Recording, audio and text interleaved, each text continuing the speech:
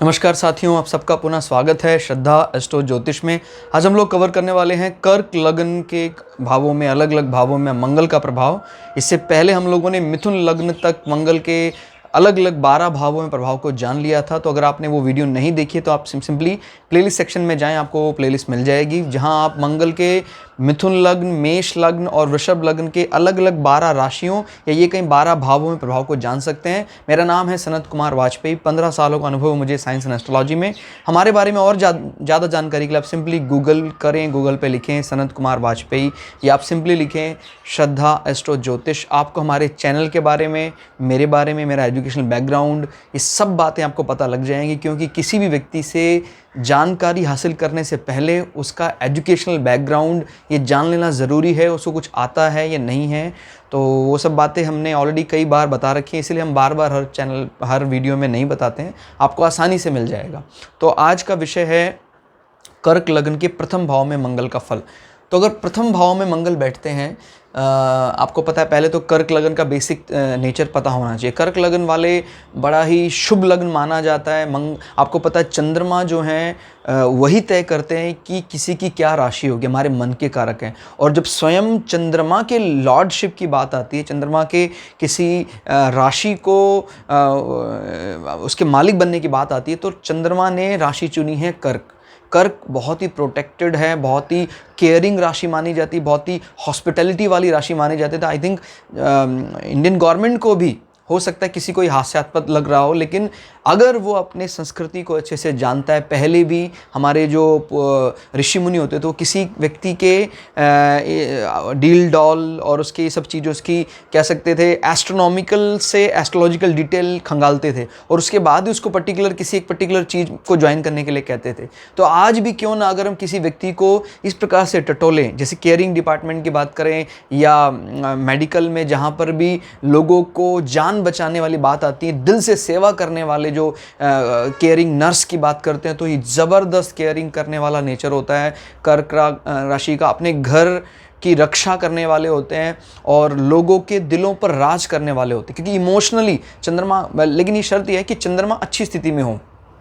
लेकिन फिर भी एक बात याद रखिएगा, लग्न हमें उसी तरफ लेकर जाता है, चाहे चंद्रमा हमारा अच्छा हो या ना हो। एक बात याद रखिएगा, चंद्रमा अच्छा है इसका अर्थ है कि भाई शुक्ल पक्ष, जिसको लौकिक संसार में बात करते हैं कि भाई आपको शुरुआत से वो सारी चीज़ें मिली। कई लोगों के आपने जीवन में देखा होगा कि शुरुआती जो जीवन होता है बड़ा कष्टमय होता है, बड़ा कष्टकारक होता है, वैसा कुछ दिखता ही नहीं है कि कुछ ऐसा यश उसको मिल पाएगा। लेकिन जीवन का दूसरा या तीसरा फेज एकदम से ड्रास्टिकली चेंज हो जाता है। तो वो कैसे चेंज हो गया, जो कभी यानी जन्म हुआ था उसका अमावस्या के नज़दीक में, तो शुरुआत में प्रभाव थोड़ा कम दिखा, लेकिन चंद्रमा के अंतर्दशा या चंद्रमा की महादशा में आने पर वो ट्रिगर हो जाता है। क्लियर हो गया? यानी जैसे मान लीजिए हम कह देते कि चंद्रमा की जो कलाएं हैं बहुत कम है, तो शुरुआत में आपका जीवन ऐसे ही रहेगा, धीमा धीमा रहेगा, हर काम को 2-3 बार करोगे तब कहीं जाकर एक बार बनेगा। लेकिन अगर चंद्रमा कम कलाओं के बाद भी अपने ही घर में आके बैठ जाता है, तो देखो अपना घर तो अपना ही घर होता है, तो कुछ समय के बाद अंततोगत्वा उसको सुकून मिलता है। केयरिंग नेचर है चंद्रमा का। और तो अब अगर इसमें मंगल आ जाता है तो उसका फल हम जानते हैं। तो मंगल अगर यहाँ बैठते हैं तो मंगल हैं, मैंने पहले भी आपको कई बताया, पहले भाव जो है, पहला भाव के मुख्य रूप से सूर्य को कारक माना जाता है। मंगल भी वैसे आपको बल दे सकते हैं, आपके अंदर जोश खरोश भर सकते हैं, लेकिन क्योंकि अब एक विरोधाभास है, ये मेरी बात को समझना जरा। अगर मंगल अपने नेचर से मिलता जुलता कोई घर, भाई जैसे कहते हैं भाई ये इस पर्टिकुलर घर में आपको अच्छा लगता है, नहीं लगता है, हमारे मन मुताबिक कोई घर मिल जाता है तो वहाँ पर हम एंजॉय करते हैं। अभी क्या है ना, मंगल रेस्पेक्ट करता है कर्क के स्वामी यानी चंद्रमा की, क्योंकि राजा है वो फीमेल किंग है, लेकिन उसके नेचर से एकदम विपरीत। ये अग्नि तत्व प्रधान ग्रह है और ये राशि जल तत्व प्रधान है, तो वहाँ उसको रहना पड़ता है। तो क्या है, एक प्रकार का मतलब व्यक्ति जल तत्व में रहना चाहता है, लेकिन उसकी बुद्धि पर कोई अग्नि तत्व हावी रहता है, तो इस प्रकार का वो क्रोध करता भी तो नजर आता है, भाई ये क्रोध करने के लायक नहीं है, तो चिड़चिड़ापन रहता है व्यक्ति के अंदर। मेरी बात को याद रखिएगा, मूल रूप से स्वभाव उसका प्रायः कर्क लग्न का शांति रहता है। क्लियर हो गया। लेकिन मंगल अगर क्योंकि पहले हाउस में बैठा है और कर्क राशि में मंगल को नीच का माना जाता है, तो इसमें एक बात याद रखनी है, अगर नीच का है तो शुरुआती जीवन भी थोड़ा कष्ट में बीतेगा, और अगर वो नीच नहीं टूटता है तो अंत तक जीवन ऐसे ही चलेगा। लेकिन अगर ये टूट जाता है, नीच भंग हो जाता है, तो फिर शुरुआती जीवन के 10-15 साल के बाद आपको धीरे धीरे इस मंगल की मिठास मिलना शुरू हो जाएगी, क्योंकि अल्टीमेटली है तो ये किंग के घर में ही। क्लियर हो गया। फीमेलिक किंग जरूर है, लेकिन मंगल भी इस बात को समझता है कि मुझे राजा के आदेश का पालन करना चाहिए, राजा कुछ भी आदेश दे उसके लिए मैं बाध्य हूँ। तो ये बात ध्यान रखना है। मंगल कर्क राशि में नीच के माने जाते हैं, फिर भी नीच भंग को देखना है, और एक ये देखना है कि नीच के होने के बाद भी यहाँ दुश्मनी में भी एक शराफत वाली बात है। क्लियर हो गया। ठीक है, मंगल इस घर को लाइक नहीं करता होगा, लेकिन इस घर के मालिक को लाइक करता है, उसकी रिस्पेक्ट करता है। अब यहाँ से मंगल कहाँ कहाँ नज़र डाल रहे हैं, अब यहाँ से मंगल की 7वीं दृष्टि पड़ रही है उच्च राशि में। क्लियर, ये तो आपको पता होगा, प्राय कोई भी ग्रह जहाँ बैठता है अगर वहाँ वो नीच का है तो उसके सामने वाला 7वां ग्रह उच्च का होता है। ठीक है, तो मंगल की उच्च की दृष्टि है यहाँ पर, तो मंगल जब उच्च की दृष्टि डालेगा तो 7वें भाव को बलि कर देगा, और 7वां भाव हमारे पार्टनरशिप का, हमारे पार्टनर का, क्लियर हो गया, तो हमारी सेक्सुअल लाइफ का, तो ये एनर्जेटिक कर देता है, सेक्सुअल लाइफ को बहुत ज़्यादा एनर्जेटिक भर देता है। हमारा जो भी पार्टनर होगा उससे हमें एक प्रकार का उससे मिलते हैं, उसके साथ रहते हैं, तो एक उच्च आभास होता है कि वो हमारे जीवन में कुछ बड़ी जो उपलब्धियाँ लेकर आएगा। तो ये बात याद रखिएगा। वैसे एक बात और बताऊँ मैं आपको, मकर राशि है, अगर इस पूरी कुंडली में मंगल कहीं भी स्वग्रही होकर भी बैठेगा तभी भी मकर को वो बल देता है। कारण क्या होता है, कोई भी ग्रह अपने फेवरेबल प्लेस को हमेशा, चाहे वो खुद ना कर सके तो दूसरे प्लैनेट, दूसरे सपोर्टिंग प्लैनेट की मदद से, क्योंकि आपको पता है कोई ग्रह पूर्ण दृष्टि भी रखता है और अर्ध दृष्टि भी, आधी दृष्टि भी रखता है, तो कहीं ना कहीं से मंगल मैनेज करने का प्रयास करता है। अगर मंगल अच्छी स्थिति में, जैसे स्वग्रह यहाँ बैठ जाए, तभी भी अपने उच्च ग्रह को बलि करने का पूरा प्रयास करता है।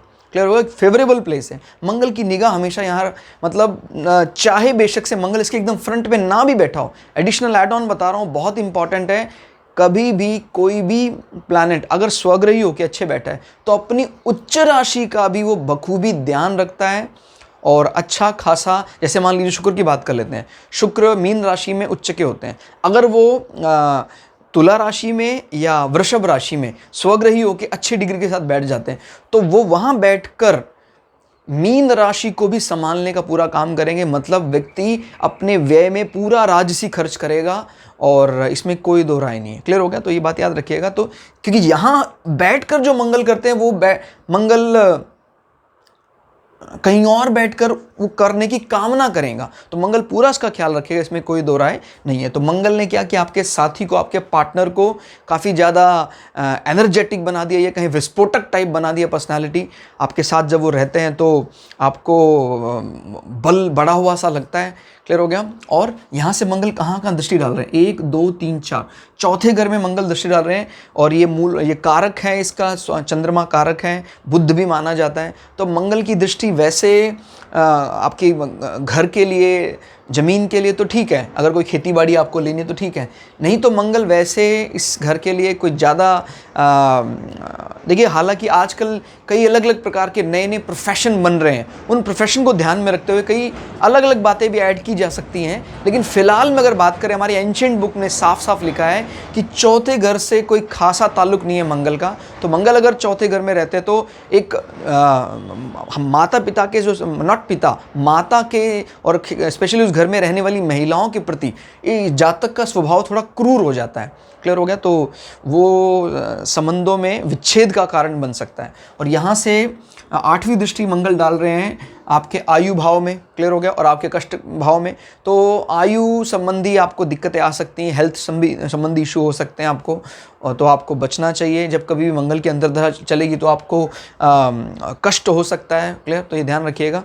इस प्रकार, और हम क्या देखना है, अब मंगल यहाँ नीच के बैठे हैं, लेकिन कोई भी ग्रह नीच का होता है केंद्र के अतिरिक्त और केंद्र में, तो दोनों में केंद्र में नीच में होना ज़्यादा बेनिफिशियल है बजाय कि केंद्र से बाहर।